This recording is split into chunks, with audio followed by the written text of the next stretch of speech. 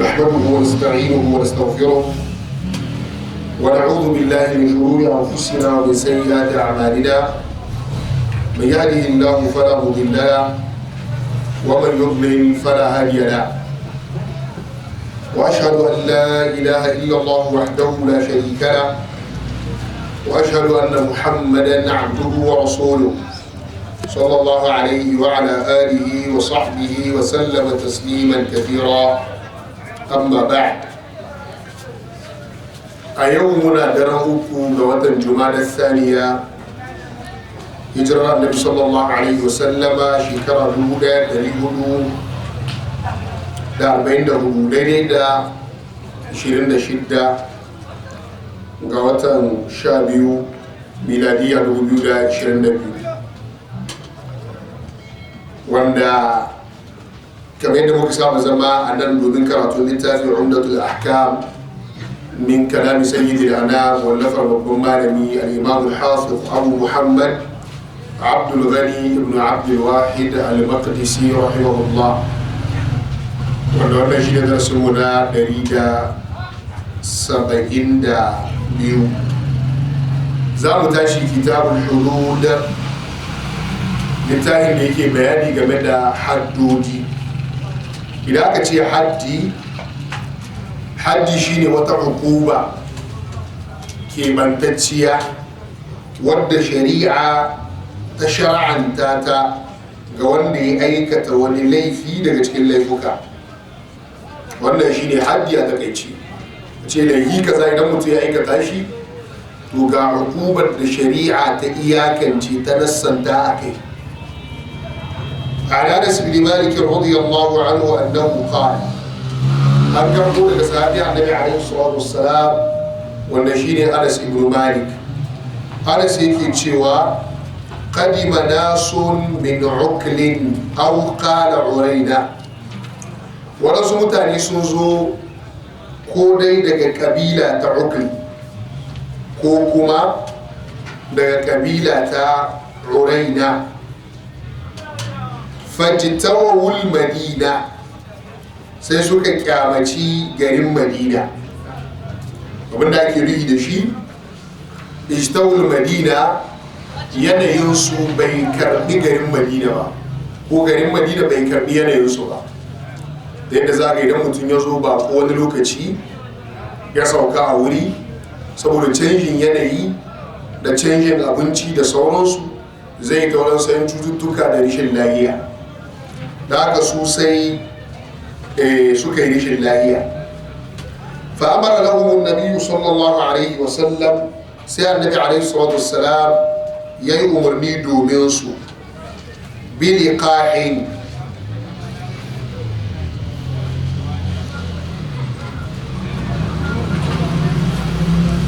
annabi alaihi salatu wassalam sai musu umarni cewa a kai su wajen raƙumma wanda suke da nono. taguwar da take da nono idan ke ce ma laqihatun ko laqhatun. idan al-lihaq sai zamanto mai jama'in ne, wato annabi ne ya ce alaihi salatu wassalam a kai su wajen raƙumma masu nono. idan sun zo wa amarahum, kuma ya umurce su an yashrabu min abwaliha, cewa su rinka shan fitsarin wannan raƙumma, wa albaniha, kuma su rinka shan nonon wannan raƙummar. fantalaku, sai suka tafi. ba za ka ɗauke su a kai su gargen da annabi alaihi salatu wasalam ya ce a kai su. falamma sahhu, matsiyatan lokacin da suka warke, qatalu ra'iyan nabi sallallahu alaihi wasallam, sai suka kashe makiyayin annabi alaihi salatu wassalam. wastaqun ni'ama, sai suka kori dabbobi suka tafi da su. abinda akwai na dabbobi duka suka kora suka gudu da su. faja'a al-khabaru fi awwalin nahar, sai labarin su ya soja annabi alaihi salatu wassalam a farkon yini. labari ya zo cewa ai mutanen nan da aka bai wa masauki har aka tura su a wajen makiyayi su rinka shan nonon raƙumma kuma su rinka shan bawalin raƙumma ai sun yi ridda kuma sun ma kashe makiyaye kuma sun kwashe dabbobin. Fa ba'atha fi athari, sai annabi alaihi salatu wassalam ya tura sahabbai a bayansu cewa a bi sawunsu a nemo su. Falamma irtafa'a an-naharu ji'a bihim, lokacin da yini ya ɗaukaka ranar da tashi sama, sai annabi alaihi salatu wassalam aka zo mai da su. Fa'amara bihim, sai annabi alaihi salatu wassalam ya bada umarni game da su. Fa qutti'at aydihim, sai aka yanke hannayensu, wa arjuluhum, aka yanke kafafunsu, min khilafin, da tsarin sabani. Wato idan an yanke hannun dama sai a yanke kafar hagu, shine min khilaf, ko a yanke hannun hagu sai kuma a yanke kafar dama, min khilafin kenan. Wa summirat a'yunuhum, aka kwakule musu idanu kuma, shine asalin a saka ƙarhe ko kuma a saka yuka a ta yi zari a cikin wuta sai mutum kwalli da ita. Haka mi zai faru, idanun za su tsiyaye, to shi ne sai aka tsiyaye musu idanu. Sannan kuma wa turiku fil harra, aka yada su aka bar su a cikin alharra, wanda idan aka ce alharra shine kasar da duwatsu ne bakake masu kwasar zari. Bayan musu haka sai aka ce aka yada su cikin wannan hilin wanda da duwatsu mai zari, duwatsu suka dinka gasa su.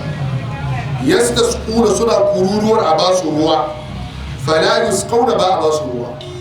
Qala Abu Qilaba al-Jarmi yake cewa fa haula isu waɗannan mutanen saraku sun yi sata, wa qatalu sun yi kisa, wa kafaru ba'da imanihim, kuma sun kafirta bayan imaninsu, kuma ba su taƙaita da wannan ba, wa harabu Allah wa rasula, sun yaƙi Allah, sun yaƙi manzo alaihi salatu wassalam. Malai ce akhrajahu al-jama'a, tarin jama'ar malaman hadisi sun rawaito wannan hadisi. Suwaye al-jama'a su ne as-sitta, waɗannan malaman guda shidda: Bukhari, Muslim, Abu Dawuda, Tirmidhi, Nasa'i da Ibn Majah, su ne as-sitta, kuma su ake kira al-jama'a. Su ne idan kana karanta littafin jarh wa ta'dil, littafin kutubur rijal, idan suka suna ramz, alama ta al-jama'a sai ga sun yi ainun. An fahimci wannan? Za ga Zahabi yakan yi wannan asiyar, ko idan ka zo kana karanta misali taqribut tahdhib na Ibn Hajar da makamantansu ne.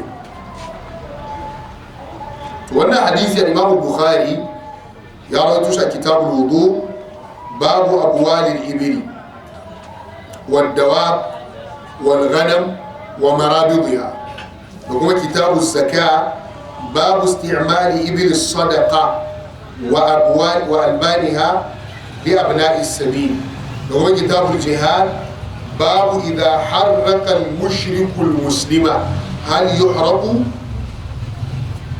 Sannan da kitabul magazi babu qissati uklin wa uraina, da kuma kitabul tibb, da babuka daban-daban, da kitabul hudud, babuka daban-daban, da kitabul diyat, a babul qasama. Muslim ya rubuta kitabul qasama da lamba ta 1471.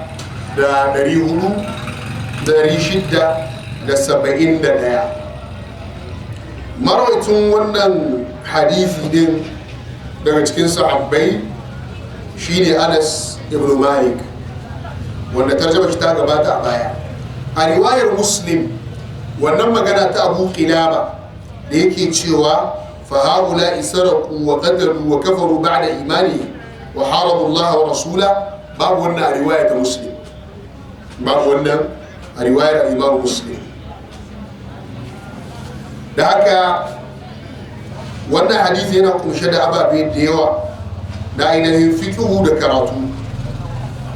Babban abun da wannan hadisi yake tattaunawa a matsayin maudu'i shine haddin hiraba. Idan mutum ya zamanto yana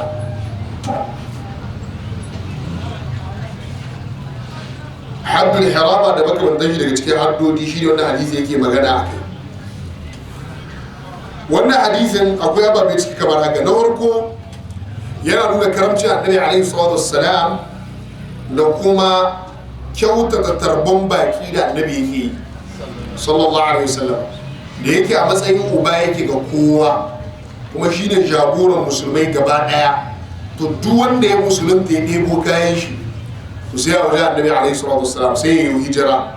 To in ka zo annabi zai tarbe ka ya baka masauki, in ba ya da masaukin da zai aje ka ya nema cikin sahabbai ya hada ka da wani ya baka masauki. Kuma idan mutum ba ya da dan uwa ma a garin sai annabi ya hada shi da kawance da wani ya ce kai wani na hada ka da wani shine abokinka alaihi salatu wassalam.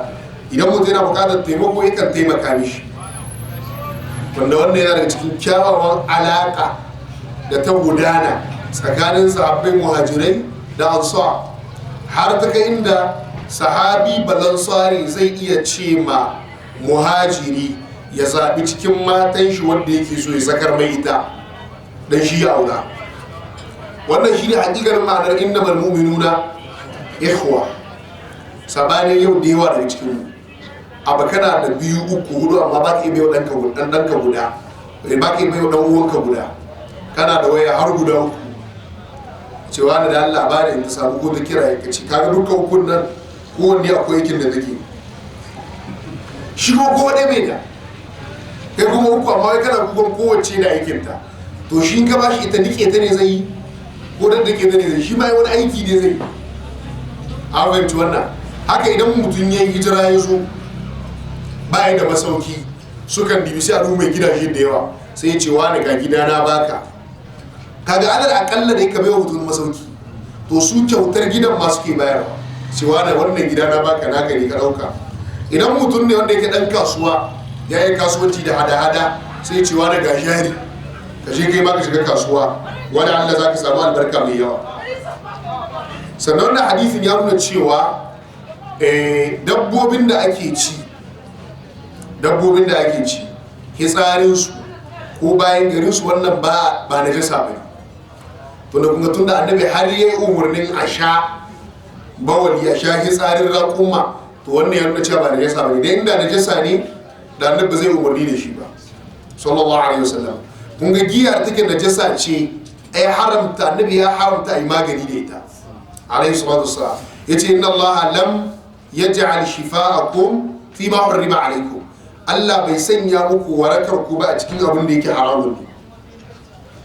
da haka tun daga awaki, tumaki, shanu, raƙumma, wannan dukkan su bayan garin su da tsarin su ba jesa bane. amma dabbar da ita kuma ba a cinta haramun ne, ita kuma bayan garinta da tsarinta da jasa ne, kamar shaki da makamantansu. sannan wannan hadisin ya nuna cewa ana yin magani da shan nonon raƙumma, ana kuma yin magani da shan hitsarin raƙumma. waɗannan ababen su a karan kansu magani ne, amma ya rage saboda ta cuta ake shan su, kuma in za a yi maganin da su saboda ita wannan cuta yaya za a yi shan. so ɗaya za ka sha ini ko so biyu ko so uku, in za ka sha adadin moɗa nawa za ka sha. an fahimta. sannan na iya hada shi da wani abu ko ba iya hadawa, wannan kuma wani ilimi ne na daban, shine ilimin hada magunguna. amma babu ko shakku nonon raƙumi annabi alaihi salatu wasalam wannan hadisin na shi ya tabbatar cewa akwai magani ciki. haka hitsarin raƙumma annabi alaihi salatu wasalam wannan hadisi na shi ya tabbatar da cewa akwai magani a ciki. to yanzu ya rage in kai ƙwararre ne a harkar ilimin magani da binciken hada magunguna, to sai ka je kai bincike kan cututtukan da bawalin hitsarin raƙuma zai iya magani ko nono, ko ko a dami ya kamata a idan aka zo ana hada magunguna wani lokaci akan hada ba biyu ko sama da biyu ko abin da ya kamata haka. to me ake iya hadawa da hitsarin raƙumi wanda zai iya bayar da maganin wata cuta? shi yasa annabi alaihi salatu wasallam so da yawa a babin magunguna usuli yake bayarwa. yakan baka asuli ne da kuma ka je kai ta kiyasi ka je kai ta fara bincike dan daman asuli annabi ba ya zo yin likitanci bane sallallahu alaihi wasallama. asuli annabi da'awa ta kawo shi kira zuwa qur'ani da sunna, to amma a cikin wannan ya kumshi waɗansu ɓangaruruka na ilimin likitanci da magunguna. sannan wani hadisi ba da suka ce ya nuna cewa dabbobi na sadaka, tunda asali gargin da annabi ce a kai su na dabbobin sadaka ne alayhi salatu wassalam. to dabbobin sadaka nononsu, hitsarinsu, abna'us sabil wanda yake dan balaguro ne za a iya tatsa a bashi shayin ware da su. sannan wannan hadisi a ciki yana nuna maka halaccin kana iya barin wurin da bai dace da kai ba. akwai wanda za ga ya taso a cikin wani yanki, abincin da ya saba ci da yanayin yankin ba dai bane da yanayin inda ya zo, to inda ya zo din nan yana ta rashin lahiya, abubuwa suna da rikice mishi, yana iya barin wurin. ba a cewa bai yadda da kaddara ba ko bai imani da kaddara ba. kamar yanzu misali mutum da aka aihe shi a yankin da sanyi akwai, kankara ma take sauka saboda tsananin sanyi, sai ka zo ka kashi a nan kasashen mu wanda sai ma digiri 45, to ba maki shi zahi yayi zahi sai ya some, sai kun zuwa mai ruwa ya warwaro. sannan ba maki ya ta kananin cututtuka da rishin lahiya kala-kala daban-daban, to in ya gaba ta yi to sai ya kwashe ina shi gaba. ba wanda zai ce ai kaddara da imani da kaddara rukuni ce, mai arkanin iman kawai ka zauna, in za ka rayu ka rayu, ma za ka mutu ka mutu. wannan hadisin tunda suka zo madina da bata karbe su ba, sai annabi ya yadda alayhi salatu wassalam cewa a kai su inda ba nan cikin garin madina din ba. sannan kuma wannan hadisin ya nuna asuli idan ba ya sauko a gari, in bai san kowa ba, to gidan mai gari ko gidan shugaba ko gidan sarki ya kamata ya zama. wannan shi da biyar da aka saba da ita zamanin annabi alaihi salatu wassalam. idan mutum ya zo wajen annabi yake sauka alaihi salatu wassalam. kuma wannan har a shekarun baya ban san ba yanzu, har a shekarun baya a garuruwa da yawa musamman ƙauyuka wannan ɗabi'a ta kasai. duk bakon ya shigo gari sai a ce a kai shi gidan mai gari. shi mai gari shi zai zauna da shi ya tattauna da shi, in ya gamsu da shi ya zauna a gari, to in kun bai gamsu da shi bai ce mai to ka sanin da kai. in ya bukaci a yi binciken shi za a yi bincike, ko in ya sauko a unguwa a ce a kai shi gidan mai unguwa, to wannan shi ne ka'ida. da wani lokaci za ka iya rike ka sauke mugu ba ka sani ba, kame a ankara ya riga ya ɓanna, kame a ankara ya riga ya ɓanna. har yanzu akwai kasashen da idan ka sauka, in dai ka zo da bako ya zo, to a na farko police station ko misariyar da akwai ta unguwarka sai ka zo da bakon nan ka ce ga wani ga takardun shi ya zo daga ƙasa kaza, ya zo min bakunci, a sajjala a rubuta a kiyaye da sauransu. yanzu an san wani bako ya zo, to amma in ka zo ka ajiye shi to ba tare da sun sani ba, to za ka ga doka. wannan waɗansu ƙasashe haka ka'idar su take, wanda wannan duk yana ba da gudunmuwa wajen samar da tsaro. sannan kuma wannan ya nuna cewa shugaba asali wajibin shi ne ya kula da talakawan shi, kula da yanayinsu da lahiyarsu. ka wannan baki ne suka sauka, amma da ya zama to yanayin garin bai karbe su ba, annabi alaihi salatu wasallam ya kula da su, har ya nuna ga inda za a kai su da ya dace da su, har aka yi musu magani. amma Allah ya baka da uzuri a wajen Allah, kana shugaban mutane, ka je kai kwanci ka kai ta hadarka, talakawan ka yunwa na kashe su, rishin tsaro ya musu yawa, rishin zaman lafiya ya musu yawa, babu ingantaccen rayuwa ta bangaren ruwan da suke sha, ko asibiti ba magani, ko babu ingantaccen ilimi. wannan duk za ka yi ma Allah bayani gobe, idan ka san baka iya kuma ba wanda ya dora ka da ba tilasta ka ba, sai ka ce wallahi ka aji. saboda me? wannan jagorancin haƙƙi ne da yana ta yi a wuyanka. to kaga idan kaga ba za ka iya tsayuwa da haƙƙin wannan haƙƙin ba, sai ka sauka kamar mai iya tunda ba dole ne sai ka zan shugaba. hasuli ma shugabanci gudun shi kamata mutum yi, annabi alaihi salatu wasalam ya nuna cewa shugabanci abu ne wanda mutane ke son shi, amma mafi yawan shi nadama ne gobe kiyama. mutum zai yi nadama ce na ma dai a ce bai yi ba. shi yasa Umar bin Khattab dab da ya zo rasuwa da wani ya bada shawara ce Umar kawai ka sanya dan kamana Abdullahi bin Amr yace tir Abdullahi bin Umar yace tir da wannan shawarar taka, yace idan dai wannan shugabancin alheri ne in dai alheri ne to wanda ni na samo mai iyalai na ya isa, in kuma sharri ne to ba ni bukatar a ce ya ci gaba da wanzuwa a cikin iyali na, saboda su duniya ba ta sha musu kai ba. amma yanzu za ka mutum ke biyan kuɗi na ɗauke shi tun daga tantance ƙuri'ar zaɓe kayan ma ya zama ɗan takara zai bi duk delege ko ne ya zama gaɓe kuɗi, saboda in sun zo zaɓen ɗan takara su zaɓe shi. fom da zai cikawa zai iya sayan shi miliyan 20 miliyan 10 miliyan 100 ya zuba don ya zama ɗan takara. kai in wannan in ya hau kai tsammanin ba zai ci riba ba, sai ya ci riba sai ya hudo kuɗin shi. an fahimci wannan? to lamuran ne sun lalace, shi yasa da an tsaya ga dokokin musulunci da tsarin musulunci da an huta. sannan malamai suka ce zahirin wannan hadisi yana nuna cewa idan mutum ya kashe wani ya mishi ta'addanci to akan yi waje za'u sayyi'atun mithluha.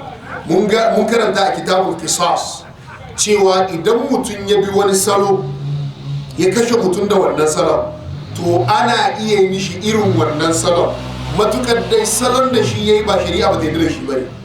kamar da zama mutum ya sassare wanda ya kashe ya gugunce shi, to kaga shari'a ba ta yi da wannan ba za a yi ba. amma ya abin da yayi shari'a tana iya ba da damar a yi shi, to shi ma sai a yi. kamar wannan bai hude da ya tattake kan wannan yarinya, shi ma ka ce a tattake nashi. kaga wannan da suka kashe makiyaya annabi alaihi salatu wasalam suka kwakwale mai ido, sannan suka yada shi a cikin rana da zafi, su ma sai aka yi musu daidai da irin nasu. sannan wannan hadisi yana nuna cewa na daga cikin ababen da yake wajibin shugaba da an samu 'yan tashina to dole doki mataki a gaggauce a kansu, saboda ta'addanci ko ƙetare iyaka ko zaluntar mutane. idan mutum guda ya yi aka ga ya tsira, to mutanen da ke da sharri a zukatansu za su yi sha'awar irin wannan. shi yasa kaga waɗannan suna yin wannan ta'addancin sai annabi ya tada sahabbai alayhi salatu wassalam, kamin a ce rana ta daga ta yi sama an zo da su kuma aka tsayar musu da hukuncin da ya dace da su. to kaga in ma wala Allah ko wani wanda yake da manufar yin haka, kaga dole zai ji tsoro. amma a ce yau an tare mutane, an kwace musu dukiya, an kwace musu kudi, wannan ya shekara 10 yana bidar kudi, wani ya amshe ɗaya rana, wancan ya shekara 7, wannan ma dan kudin abincin shi ne kawai, don an hada an kwace, an zo an kara hoto, kuma an yi shekara ba ma shi labari ba wanda ya sayar da aka kwashe. a wannan dole gobe ne haka. in mutum ya san ko ya tare ya kwace ba abin da zai faru, za a dan yi shari a dan dawo a ce shi kenan, to kaga wannan sai ya zama to banna za ta yaɗu a cikin ƙasa. sannan kuma wannan hadisin ya nuna cewa na daga cikin sabubban da ke halattar da jinin mutum ɗaukar makami a kan al'umma. duk wanda ya ɗauki makami kan al'umma ta yadda ya kashe mutane ko ya kashe wanda daga cikin mutane, to shi ma jinin shi ya halatta. sannan kuma wanda ya ridda kamar yadda muka karanta a baya, shi ma jinin shi ya halatta. sannan wannan hadisi ya nuna idan jama'a suka yi tarayyar kisan mutum guda, to su ma za a kashe su. Umar bin Khattab yake cewa da mutanen Sana'u gaba ɗayansu za su yi tarayyar kashe mutum guda, to dukkan su da su ya kashe su, saboda rai sunan shi rai.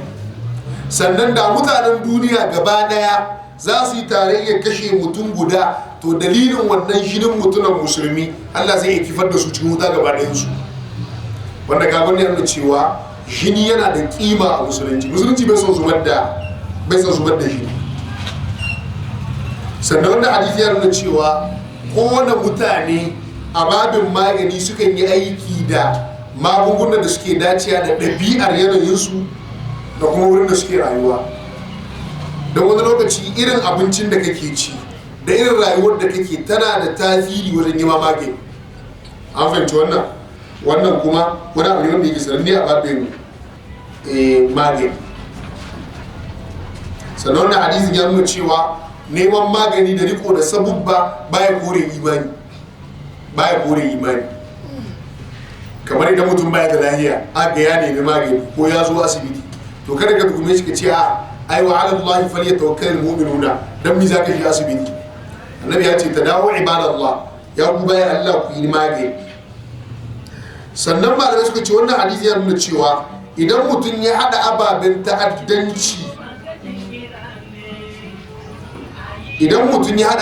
ta'addanci a wuri daya sama da daya, to ya ga zo mai uquba shi ma ana kausa sami uquba.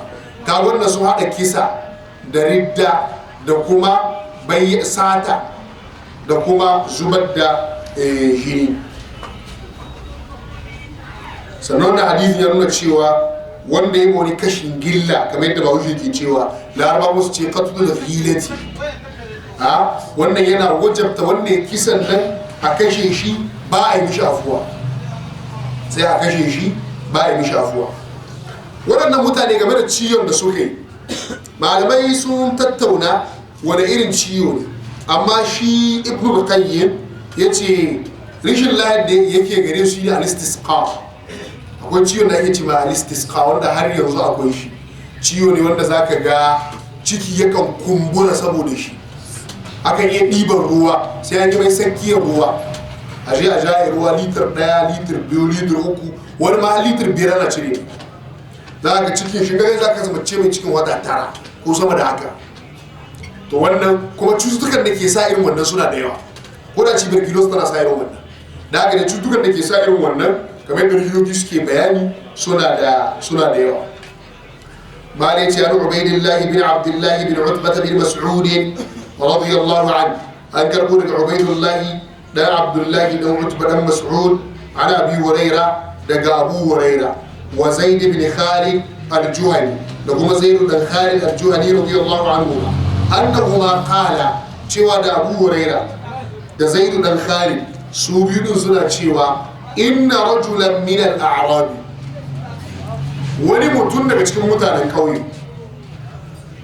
Muka ce akwai bambanci tsakanin al-arabi da kuma al-arabi, kamar yadda akwai bambanci tsakanin al-ajami da al-a'jami. Idan ka ce al-arabi shine balarabe, an fahimta, amma al-a'rabi shi kuma mutumin kauye kenan, yana iya zama balarabe ko wanda ba balarabe. Shi al-arabi jami'in shi, plurial din shi, jami'in shi sai a ce al-arab, larabawa. Shi kuma al-a'rabi mutumin kauye, jami'in sai a ce al-a'rabu. Shi ne Allah ce qalatil a'rabu amanna, al-a'rabu ashaddu kufran wa nifaqan. Amma al-ajami shi ne wanda ba balarabe ba. Duk wanda ba balarabe ba sunan shi ajami, an fahimta. Kamar yadda za ka ji bahaushe cewa na bagwari ne, wani ba bahaushe kake ba to kai bagwari ne. To haka a larabci sai a ce al'arabi wanda duk ba balarabe ba, sai a ce al'ajami wanda ba balarabe. Dukkan kabilu wanda ba laraba ba ajama ake kira su. To amma in wanda yake gwarancin iya larabci, yana kakkarya larabci, bai iya shi ba, bai fahimce shi ba da kyau, ko da balarabe ne sai a ce mai al'ajami, sai a ce mishi al'ajami. To wani mutumin kawai ya zo da annabi alaihi salatu wassalam, faƙala ya ce ya rasulallah, ya ce ya manzan Allah, an shuduka Allah illa qadaita bainana bi kitabillah.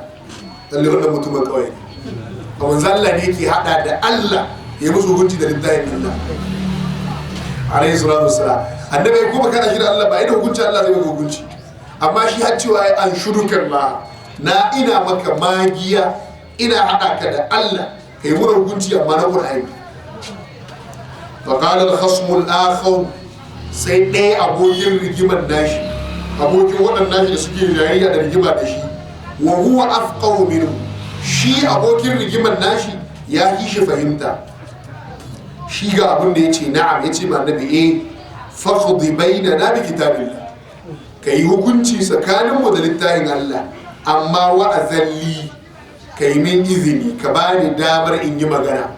a wanda ya nuna shi fahimta shi bai ba da izinin magana ba yana zuwa ne ce annabi na haɗa ka da Allah kai wani hukunci da littafin Allah amma annan shi kuma game ya ce haka ne annabi kai wani hukunci da littafin Allah amma ka bani izini in yi jawabi wa qala annabi sallallahu alaihi wasallama sai annabi alaihi wasallam yake cewa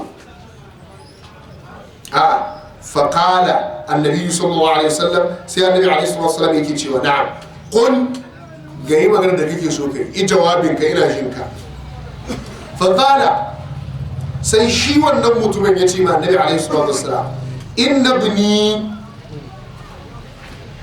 kana asifan ala hada yace dana ya kasance mai aiki ne a gidan wannan al-asif shine al-ajiru dan haya wato wanda zaka dauka aiki ko aikatau ko abin da ya kama da haka yace mishi yace wannan dan nawa ya kasance yana aiki a gidan wannan fazana bi imrati dan nashi sai ya zina da matar mai gidan shi a tsakon dan wurgima dan aiki ne a cikin gida hajiya sai ta birge shi hajiyar gidan kawai sai ya zina da ita yace wa inni ukhbirtu anna ala ibn ar-rajul yace da na tambaya a wajen mutane menene doka da haddin da ya hau dana sai suka ce min rajamu za a yi madanka wato za a jehe shi har sai ya mutu yace faftadaitu minhu bi mi'ati shatin wa walida sai na fanshi wannan dan nawa nace maimakon ai mai rajum to na fanshe shi da mi'atu sha tumaki guda 100 wa walidatin kuma zan kara musu ma da baiwa guda wato zai bada tumaki ko awaki guda 100 maimakon a je dan shi to ga fidiya ga tara ga garama ya bayar yace fasa'altu ahlal ilmi bayan mutane sun yi min wannan jawabi sai na je na sake tambayar malamai fa akhbaruni anna ala ibni jalda mi'atin su malamai sai suka yi fatawa suka ce ɗanka ba rajamu bane akan shi abinda ya rataye kan wuyan ɗanka jaldu mi'atin ko jalda mi'atin wa taghriba 'adil za a zane ɗanka ne a mai bulala 100 sannan a kore shi daga gari shekara 1 a nisantar da shi daga gari shekara 1 wa anna alam ra'ati hadar rajul amma shi wannan matar shi malamai suka ce muna ita kuma za a yi mata rajamu kenan gaga shi mai gidan yanzu wanda aka yi zama da matar shi zai ga kamar bayanin ba ta yi mai ba a yi sanar da matar shi kuma a ce yaro bulala aka yi mai shi ya ci gaba da rayuwa matar shi kuma a tura ta lahira gaga abin bai mishi ba mana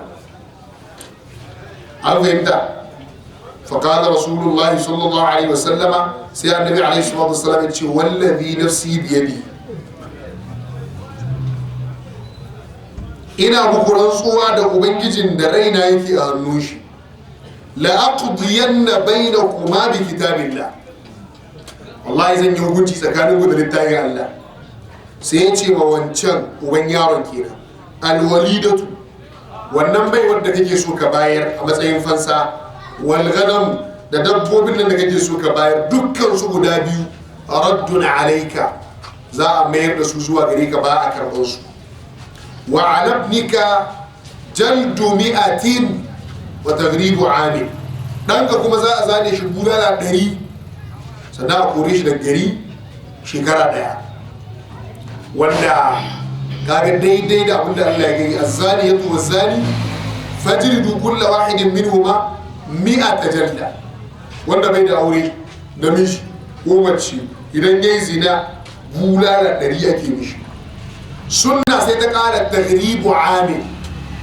a kore mutumin shekara 1 yace wa inna ala imra'ati hadha ar-rajm wa inna ala imra'ati hadha ar-rajma matar wannan kuma to rajamu ne akan ta kaga fatawar da malaman suka bayar daidai kenan suka yi kai matar ka rajamu ce akan ta sai annabi ya ce wabdu ya unais ya ce kai kuma ya kai unaisu alayhi salatu wassalam.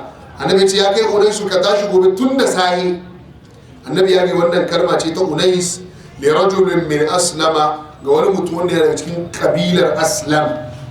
Yace ka wani gari tun da sahi ala mar'ati hadha, ka zo wajen matar wannan mutuma, fa in i'tarafat, in dai ta tabbatar da kanta cewa ta yi zina, farjumha, to ka tasa ta gaba ibatar yau.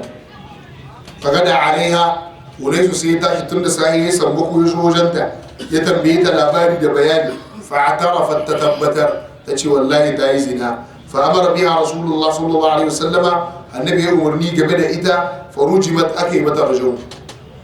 Al-asif, abinda amma da al-asif ya ce shine al-ajiru, dan haya wanda za ka ɗauka, wato wanda za ka ɗauke shi ba yaki ka biya shi, wanda da suke ce ma'aikata wa yau. Wannan hadisi Bukhari ya rawaito shi a kitabu al-wikala da kitabu sulh da kitabu shurut, kitabu al-ayman wal nuzur, da kitabu al-hudud, da kitabu al-ahkam, da kitabu akhbar al-ahad, da kitabu al-i'tisam bil kitabi was sunnah. Ababuka daban-daban Muslim ya rawaito shi, babu man i'tara kitabu al-hudud, kai kitabu al-hudud. Wannan riwayar Abu Hurairah kenan. Amma riwayar Abdullah ibn Zaid, Bukhari ya rawaito ta kitabu al-wikala, kitabu shahadat, kitabu sulh, kitabu shurut, kitabu al-ayman wal nuzur, kitabu al-hudud, kitabu akhbar al-ahad. Muslim ya rawaito shi da lamba 1698. Marwayacin wannan hadisi na farko shine Abu Hurairah, wanda tarjuma shi ta gabata. Haka Zaid ibn Khalid al-Juhani, shi ma tarjuma shi ta gabata. Ubaydullah ibn Abdullah ibn Utbah ibn Mas'ud, shine Abu Abdullah al-Hudhali, tabi'i ne, ɗaya ne daga cikin al-fuqaha as-sab'a. Akwai malamai guda bakwai, su ne manyan malaman fiqh na Madina, to wannan yana daga cikin su, wanda ittafaqu ala tawfiqihi wa amanatihi wa jalalatihi wa kathrati ilmihi wa fiqhihi wa hadithihi wa salahihi. Malamai sun yi ittifaqi kan amince shi, cewa amintacce ne, da kuma amanar shi, da darajar shi, da yawan ilimin shi, da sanin fiqhun shi, da ƙwarewar shi a hadisi, da kuma nagartar shi. Ya rasu hijira tana shekara 98. Amma Unais shine ibn al-Dhahhak al-Aslami, sahabiyyun mashhur, ya rasu hijira tana shekara 20. Abin da ke cikin wannan hadisi na fiqh, wannan hadisi yana kunshe da abubuwa da yawa da fiqh. Na daya, yana nuna cewa idan aka yi shari'a, aka yi rigima, a koma ma'abuta ilimi. Idan matsala ce ta hukunci, a koma ma alƙalai wanda suka san shari'ar musulunci. Sannan kuma idan fatawa ce, a koma ga malaman fatawa. Sannan wannan hadisi yana nuna cewa mutum ya zama to mai ladabi a lokacin da ya zo gaban manya, zai gabatar da wata buƙatar shi. Yadda kaga mutumin ƙauyen nan ya durogo, har a yau akwai wanda suke da irin wannan ɗabi'a. Za ga mutum ya duro, tambaya yake so ya, kamar yana so ya dake ka, kai malam shi mana. An fahimci wannan? Wani lokaci kana tahe, sai mutum ya tsaye da ka, malam layaci, dama yana neman ka, tambaya ce zan maka. Duk wannan abu a wani lokaci wani sa zagin ka suke. In mutum ya ma ɗan vokal ɗin shi so ɗaya so biyu baka mai da ba, sai ya fara bakan kakin maganganu. Ka asa kai kadai na da ilimi dan na tambaye ka, sai kai watsi da ni. To kaga in ka ji zagi, ai sai ka irin na Ibn Hazm ko, sai ka je makaranta kai karatu, kai ma ka zama malam. Wajibi ne ka girmamar da mutumin da yake karantar da kai addini, wajibi ne. Lahira yake so ka tsira, ba wai nan duniya kawai ba. Masu kudaden ku ba zaman tayya suke yi a gaban su ba. Ga mutum in ya ga mai kudi ya sanyi kamar kaza ta sha ruwan sama, saboda me yana kwaɗayin a bashi zakka, ko matar shi ta aihu yana so a bashi buhun hatsi.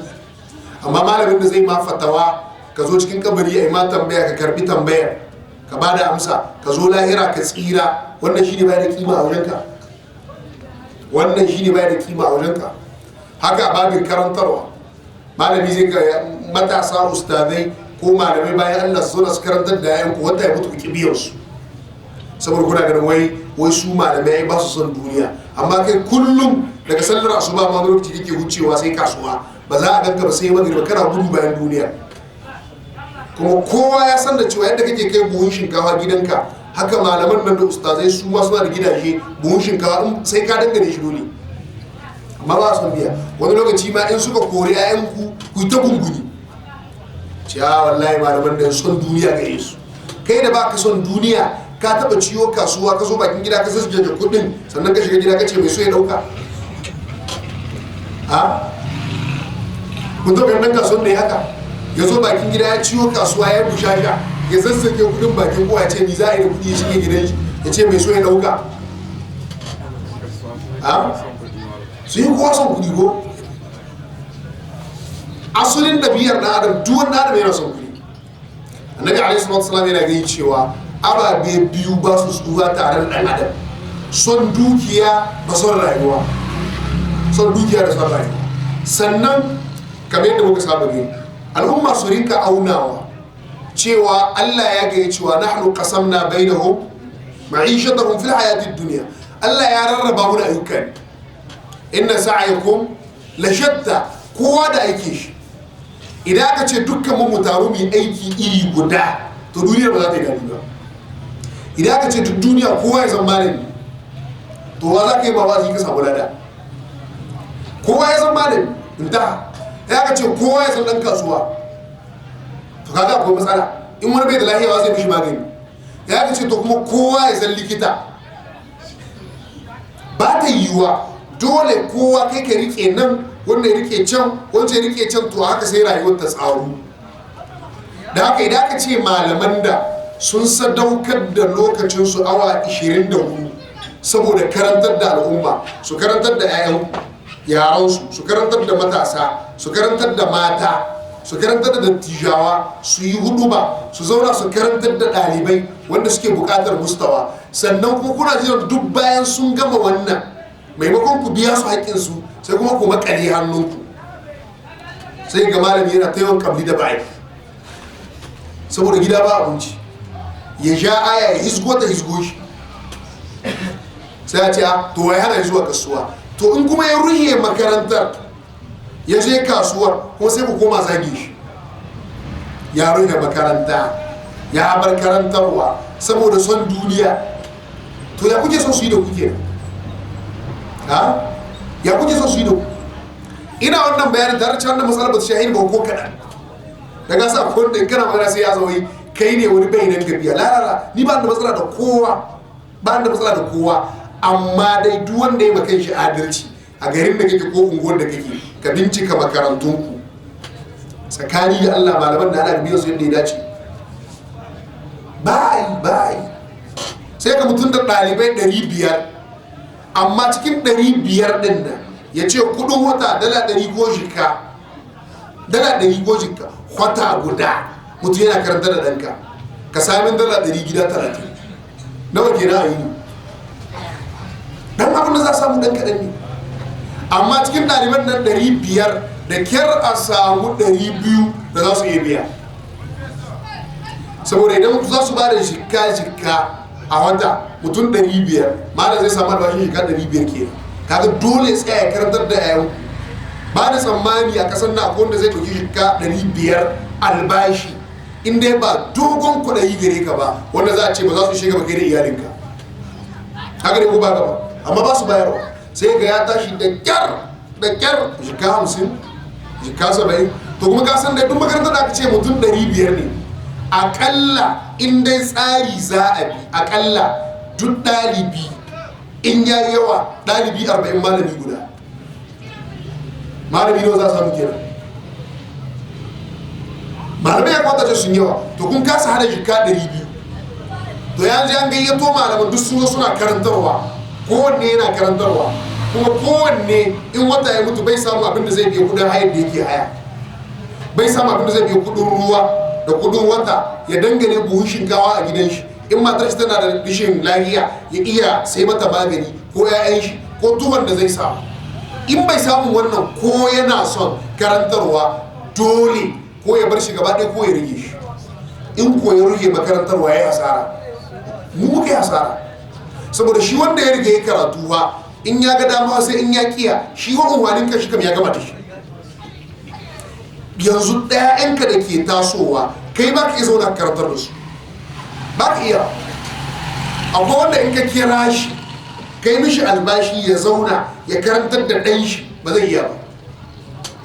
Ya zo yana taimako korafi ka ce to na shi tunda malaman nan dai ba su da kirki, ni zan biya ka shekara 50 a wata ka zauna ɗanka ne ka karantar da shi, ni zai ce ban iya ba. To amma shi ko wancan da ke iya ka ki biyan shaki, ka ki biyan shaki. Sannan kuma ga bakar ni na rasa me yasa mutane ke malamai hasada. In an ga malami da hullon kore sai a ce wai malaman zamani, an ga malami da mota a ce duniya ta lalace, malamai da manyan motoci. Wato an yi son kullo a ganka dakon irin in an ci abinci ma sai ya ci abinci gidan shi ya raga, sannan sai ya haɗo da wanda ya raga, da wanda matar shi ta raga, da wanda yara suka ci suka raga akai wasa sai yara sa ci a gidan malam. Haka yake so ya ga malam kuma. In ya sanya riga ta tsufa ta koke yana jin kunya shi a ganta sai ce da kai mai liman shi a lokacin take sabuwa gari ya goge ba Allah ga yana murna. To haka yake so ya rinka ganin malami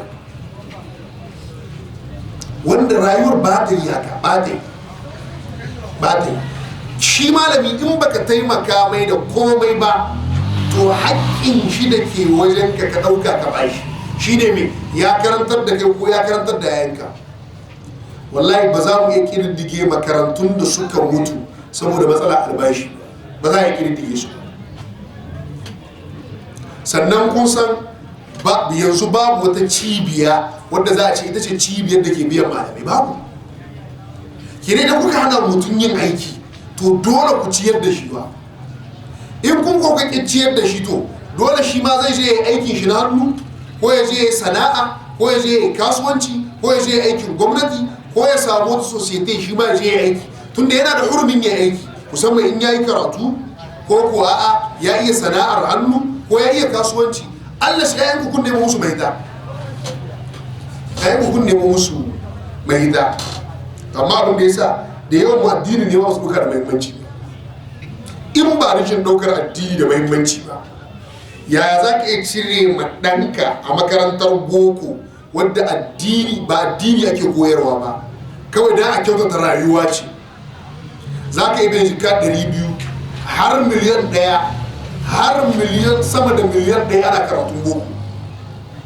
Amma nan a wurin da za a karantar da ɗanka ya san Allah, ya san annabi sallallahu alaihi wasallama, kai ma ya san haƙƙinka. In ka mutu ya rinƙe ma addu'a yadda zai rinƙe ma sadaka. Wannan abin da za a koyar da shi ba abin da za ka bayar da zai gidi da shi. Amma sai malaman da su ce ku ba da dala 40 kudin laraba, ko su ce ku ba da dala 100, ko su ce ku ba da 200, ko ku ba da shikka, ko a ce ga shekara shikka 12. Yanzu idan malami ya ce dala 100 nan yanzu sun daina karban dala 100 duk wata, zubu biyu za ka yi a shekara, zubu biyu dala 100 duka nawa za su yi da Allah shekara wata 12 nawa za su yi shekka 6. To insha Allah in yace sun daina karban dala 100 yace sai dai ka zo ka rubuta shekka ka zuba shekka 3 wata 6. Idan wata 6 suka dawo ka zuba shekka 3, insha Allah sai ka ji labarin yana yawo cikin unguwa da gari. Malam ya tsananta, malam bai tausayi, sannan shugaban mu ne shekka 3 a wata 6. Wato shi yasa ko wallahi da malamai da ɗalibai suna rama ma al'umma abinda suke musu, da yanzu malamai sun bar karantarwa. Sai dai da yawa daga cikin malamai sukan kalli sakamakon da ke wajen Allah, shi yasa suke hakuri. Wa illa wannan al'umman tamu mafi yawanta ba mu da alherin da ya kai mun gamsar da malamai dalilin shi suka zauna suke karantarwa, ba ku da shi. Karuwa mutum zai iya cire karuwar shi, za ta kira shi wallahi akwai matsala lahiya, iPhone sabuwa ta shigo sai ce ba matsala bace, zai sai mata iPhone. Akwai masu sai karuwar gidaje, akwai masu sai karuwar motoci, akwai wanda zai sai makaɗi mota, akwai mai sai ɗan kokowa mota, akwai mai bashi gida, akwai mai bashi tikitin haishi, amma malamin da ke karantar da yayin shi mutum za a ga ya je hajji ko zai na umara ya kwashe duk gidan shi ya daina su umara, amma malamin da ke karantar da yaran ba su ma san me ce ma'anar umara ba san me ma'anar hajji ba, amma duk ya kwashe su je hajji a ce malam kai ka zauna sai mun dawo. an wannan kuma mutane ba su son malamai na bayani game da haƙoƙin malamai, game da darajar malamai. In ka zo kana bayani kan darajar malamai da haƙoƙin malamai sai wani ya fahimta kana roƙo ne. Shi yasa malamai da yawa suka ji tsoro ba su magana. Kowa sun zakka, akwai malamin da ce shi wallahi bai taɓa sun zakka ba. Saboda ka zo kana yi za a yi tsammanin kamar kana cewa ne a baka. Da ce to in haka ne za ka bar wasan gaba da ku. In dai a ce ne masu kawai su ce, wani lokacin masu ɗauke ma wani rabin zunubin naka ba sun yi ta cewa ba shi ke da kai ka isar da sabo ka samu lada ɗan lahin da gare kuma sun kwashe ma shi ke da inta da haka in ba yadda malamai suke tsaya su yi sharhin bid'a haka suke tsaya su yi sharhin matsayin malamai ba, to wallahi za a samu matsala. Saboda me su malamai suke ɗauke da addini ba, idan darajar su ta faɗi to addini zai faɗi tare da su. Shi yasa ku lura duk malamin da bai da kima a idon mutane to maganar shi ma ba za ta yi kima ba. Tare da cewa maganar na wata shi ba maganar shi bace, cewa ne yake Allah ya ci ta ciki da Allah kara mutane gaba, shi da kashi ba kaza yake yi ba. Kaga yanzu me darasin ya faɗi, kimar ta faɗi. To idan ya zama to jagororin addini su ne za a gani da tsohuwar riga, yagaggen riga, sai an ci abinci an raga a basu, to addinin ba zai yi kima ba. Kashe ka tara yara a makaranta ta boko ko a makarantar addini, ka ce kowa ya daga hannun shi ya bayanin me yake so ya zama. In ka tara yaro 100 da kyar ka samu guda zai ce yana so ya zama da kyar. Saboda me hoton malaman da yake gani a gaban shi bai ga abun sha'awa gare su ba, bai ga abun sha'awa gare su ba. Yakan gan su kullum sukan tayi a ƙasa, in mutum ya rubutu za a ga rubutun da in ya karyo kona tun yana gidan warko wanda yake gida na 5 ko na 10 na jin karan motar shi, sai ya ce wannan mi za ka daina rayuwar shi. A irin wannan aka tambaye wani yaro ya ce ilimin da malamin ilimin yana so amma bai so ya zama malamin. An fahimci wannan, saboda me ilimin na birge shi amma rayuwar malam din ba ta birge shi, ba ta birge shi. Shi yasa su ma malamai zama wajibi a kansu wanda yake rayuwa cikin irin wannan al'umma, kar ka tsaya ka dogara ga dan albashin da suke baka kawai. In ka tara ka kayan yawo da dan asusun ka cikin makaranta kwasan dala 40 mutum ko mutum 15 gaba gudan sati ba ka yi hada shikka 10, gudan sati ba ka yi hada shikka 10. In ka zauna haka wallahi matar ka ma za ta sha wanda baka yanne yawa. Abun bakin cikin za ta kai ka gida alƙali da ci wallahi gidan ka yunwa. To kuma labarin zai hito, za a ce an kai karan malam laya ce matar ta ce yunwa gare ta, kuma sai su koma zaginka alhali su suka danne haƙinka. Ce an zo gida alƙali ba shi bai ma ce yadda matar shi kai yi shi in ka shi kan mai imani da tsoron Allah, ba wai ya kasa ɗauka bane, bai samu bane, sai kana da kake bayarwa. Ba ka da shayi la yuti, ba ka da ba za ka bayar da shi ne. Da haka dole ka rike kasuwanci ko ka samu wata sana'a ko ka yi aikin albashi. Dan da ba wanda ya haramta wa malami sana'a, babu shi. Annabawa ma da suka gabata sana'a suke, suna kasuwanci. Annabi alaihi salatu wasallam ya yi kiwo, annabi zakariya ya yi aikin kafinta ne, annabi dawud ya sarrafa ƙarfi, kuma kuɗi a hannun malami masu yi kyau. Kuya kuka ce me kake tsammani darasin nan da muke idan da kayan ya hito ina zubo miliyan 1 a shi gudu wanda muka gaisa in sa mai 50, da gobe in na zo tun can sai kun ba sai an sa ya gashi, sai sun yi hanya sannan ya wuce. Amma da yanzu zan zo ne zauna ce kalan lahu kalan rasulun dajin da yi wani ce ma ya cika mutane da surutu saboda bai daga samun kodaya. Amma in kana ba da yan ko shiga ko gobe kake rabawa, in kai sati 3 baka zo darasi ba sai an turo ma sako mana wai lahiya an shi ma ba zo darasi ba, amma sai kai wata guda baka darasi ba a ruwan kowa alhamdulillah ba suke cewa ko ba haka ba. Wannan halin al'ummar muke nan sai da Allah muke sarki ya sauki.